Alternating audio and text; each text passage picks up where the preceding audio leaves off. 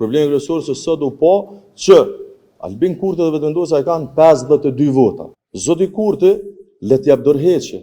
Është shumë e thjeshtë. Situata që ka kriju lëvizja vetëvendosje është e paprecedent. Ku janë 61 deputet? Për mendimin tim, problemin kryesor ta se kanë pse dështoj kjo.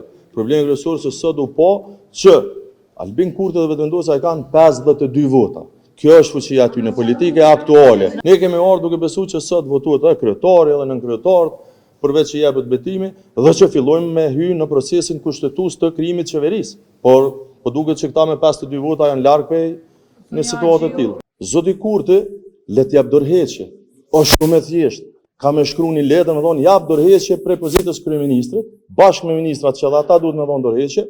Dhe mundet ma ardhë pastaj me u betu si deputet. Së është dorëheqja ajo, ju e keni në media këtë lexonat, ju duket dorëheqja që ajo? Ai po i referohet, më falni, hajtë shkojnë pyetni në KQZ. A ka me 27-in që po i referohet aty një date, a ka njoftim? Kur njoftim nuk ka në KQZ për kryeministri Kurti me thonë dorëheqje, nuk japet dorëheqja në KQZ. Dorëheqja japet në qeveri, japet para qytetarëve, japet para kuvendit. Është e paprecedent sepse situata që ka kriju lëvizja vetëvendosje është e paprecedent.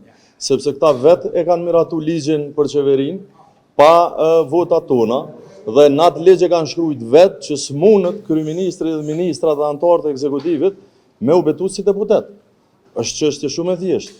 Logjika e këtyre me shkel kushtetutën me çdo kusht është logjike e cila s'duhet me kaluar në Kuvendin e Kosovës. 4 vite e kanë shkel kushtetutën çdo javë, çdo muaj. Nuk do të lejojmë me fillu kjo legjislaturë e re me shkelje kushtetuese. Me logjikën e Albin Kurtit, këtu do duhet me qenë edhe kryetarët e komunave. Me këtë logjikë edhe Bedri Hamza do duhet të ishte këtu sot deputet. Por ata e kanë respektuar kushtetutën dhe ligjin dhe kanë dhënë dorëheqje para se mu certifikuar rezultatet.